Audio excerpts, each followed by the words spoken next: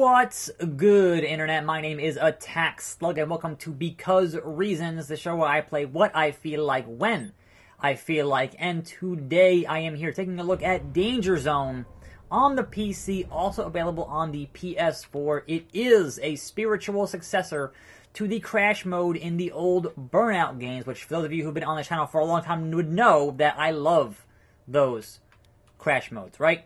So I had done a live stream of this game right after it came out.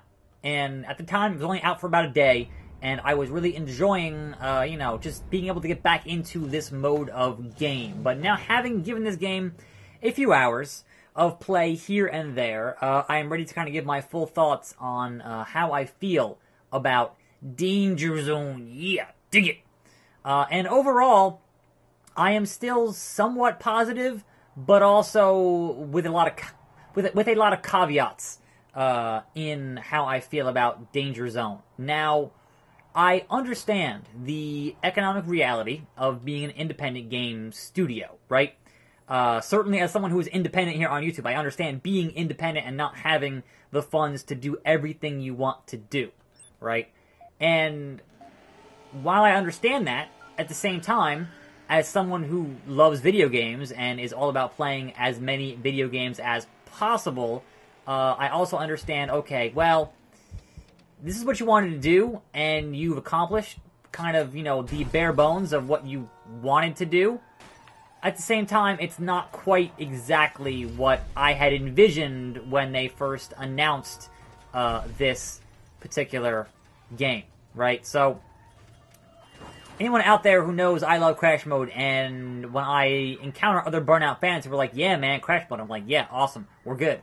Now, when I encounter Burnout fans who are like, yo, Burnout 2 was the best Crash mode, yo, I see you, we are on the same wavelength.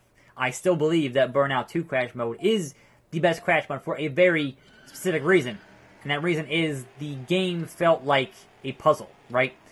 Being able to approach these intersections in a city and determine, okay, what is the best way to go about wrecking these intersections, smashing yourself, up with these different cars and trucks and whatever else there may be, felt really good and worked really well, right? However, when it got to, say, Burnout 3, and you added in all of what you see here, which are all these pickups, then it felt like, okay, the pickups really determined the flow of the stage, right? Now, both those games, unlike this game, had a number of different cars to choose from, right? Whereas this game, you get this car, you're always in this warehouse, and it's always kind of plays out very, very similar, right? And that, I think, really kind of speaks to the limited budget in making this game happen, in making this game into a full product. It feels more like a thing you should have taken, okay, here's a vertical slice of what this game could be, and then pitch that to publishers. Or, conversely, if you want to stay independent, pitch that to Kickstarter. Because what is in here, while I do enjoy, having these 20 intersections, there's only 20 of them, I feel like there needs to be more.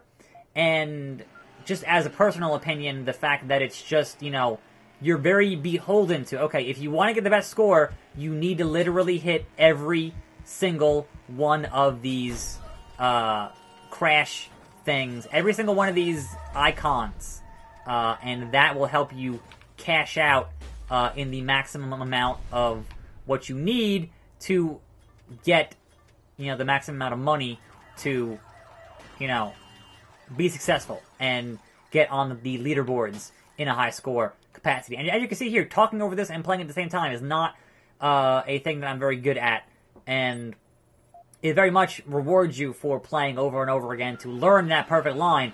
But the way it worked in Burnout 2, for those of you who don't know how awesome the Crash mode, which only had, 30 Crash junctions in Burnout 2, those of you who don't know how that worked, there were a number of cars to choose from in Burnout 2. So how you would work it is, okay, well, what's the best car for this intersection? Or truck, or ambulance, or, fire truck for this intersection. And then once you discovered that bit of information, then you could, further refine exactly where you wanted to hit, exactly how you wanted to hit in those intersections, and maximize your score in that capacity. And what happens here in this game is it all just kind of feels the same. And not only what feeds into that is the fact that you are here in this underground warehouse, it's the fact that you can't see a lot of the traffic before it shows up.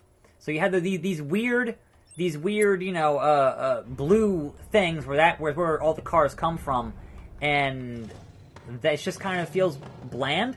And again, as a vertical slice to pitch to, either a publisher or to pitch to a Kickstarter campaign, that would have made sense. As a game that costs $13, obviously it's only $13, and I can sympathize with wanting to be able to get a product on the market, because apparently Dangerous Golf didn't do that great, and Lethal VR didn't do that great, and you need to, keep the cash flow of your studio going to keep your studio going. I can empathize with that, but at the same time, I have to look at it from the perspective of, okay, I'm buying this not as a YouTube guy, not as, someone who has followed the game industry, but as someone who loves video games and loved those Burnout Crash modes and was like, this is just not enough to, had you priced it higher and given me more variety, then okay, I can understand that, If you are doing this simply because you need to, garner funds to perhaps make a larger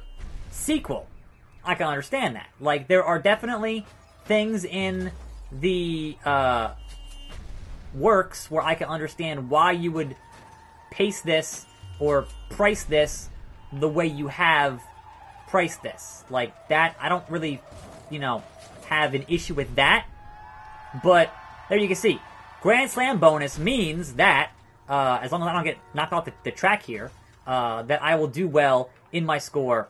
But it feels so much like, okay, you have to get every single icon to unlock the gold icon to get the Grand Slam, and then you will get a high score on the leaderboards. And that feels to me too restrictive and not entirely in the spirit of what I felt that Burnout 2 was in the first place. And again, the core here I think is alright. Now, you can make the argument that, okay, obviously the budget constraint means that the destruction here is not anywhere near as cool as it was even in Burnout Paradise. Or, Takedown or 3. The amount of actual deformation the cars do is not at a level that you would like it to be on, and that is limited by the scope of the budget of this game entirely. And the car deformation is not a sticking point with me personally, because I'm just here to kind of figure out the best way to wreck these cars and create the biggest smashing and crashing possible. So, you can see here all these bonuses that I'm getting are what is going to give my score the best possible score when it's, 400K for that Grand Slam, and then 5 million. 5 million for the Grand Slam. And so that's 11 million, you get the silver. That's not even gold. That's silver, right? But I'm 271 on the leaderboards there. And that is kind of how that plays out. But again, there's 20 of these, and they all look the same. You only have one car, and you kind of just play them over and over and over again to determine the best path that you can take in these stages, and the best way to accomplish these. And it still is like a puzzle, but once you've kind of gotten a handle on that puzzle of okay, here are the exact points I need to CrashBreaker / SmashBreaker, and this stage here in particular is difficult. So I spent a lot of tries. Even getting just a bronze medal in this stage took me a while, because it is a multi-layered problem to solve. And a lot of times you'll get through, half of it and go, okay, I didn't get what I needed to get here because it's ridiculous. And my personal best is 12 million, which is still the bronze medal. I haven't even gotten silver in the stage yet, right? It took me about half an hour just to beat the stage in the first place. So there is challenge here. If you're looking for challenge, there is challenge here. But there definitely seems to be way less ability to experiment in what you want to do to make these crashes and smashes happen. It seems kind of like, you can see there, I already screwed up. So I'm not even going to get that first CrashBreaker I'm already done. I'm not going anywhere. So it's just, all right, didn't do that, hit retry. And that's inherent to what kind of game this is. But at the same time, like, there's nothing else quite like this, right?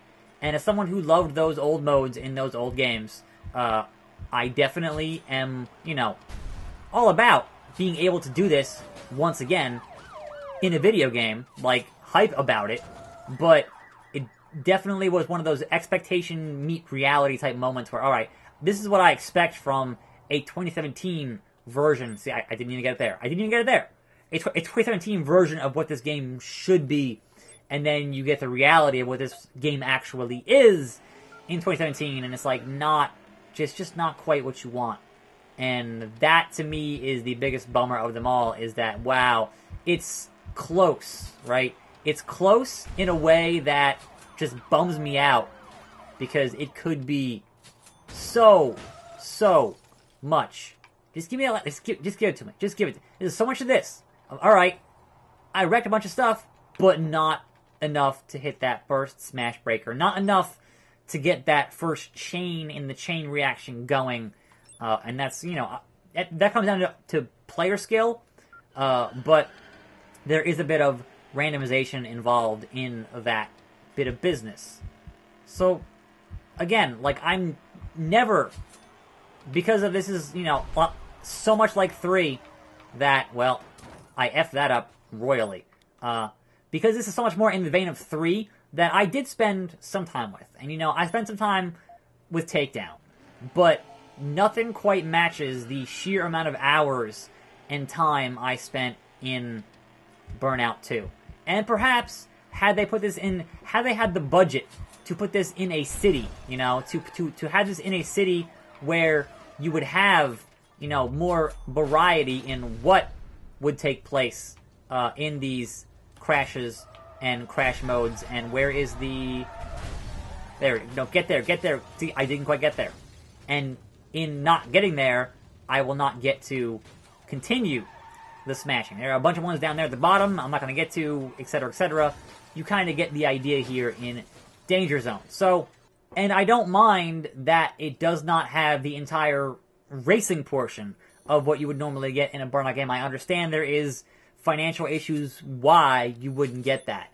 But as a player, as someone who just, you know, buys video games to play them, worrying about the financial issue of the studio should never be a concern, because I'm giving you money for a thing, and if that thing is not quite what I would like it to be, or I'm not enjoying myself enough to, you know, what I feel the value there is in the dollars, that's where the disconnect happens. So basically, my final verdict on Danger Zone is if that you are so hungry for the crash mode experience, and to be fair, nobody else is doing this, and you have some of the original staff who made those games so great so many years ago.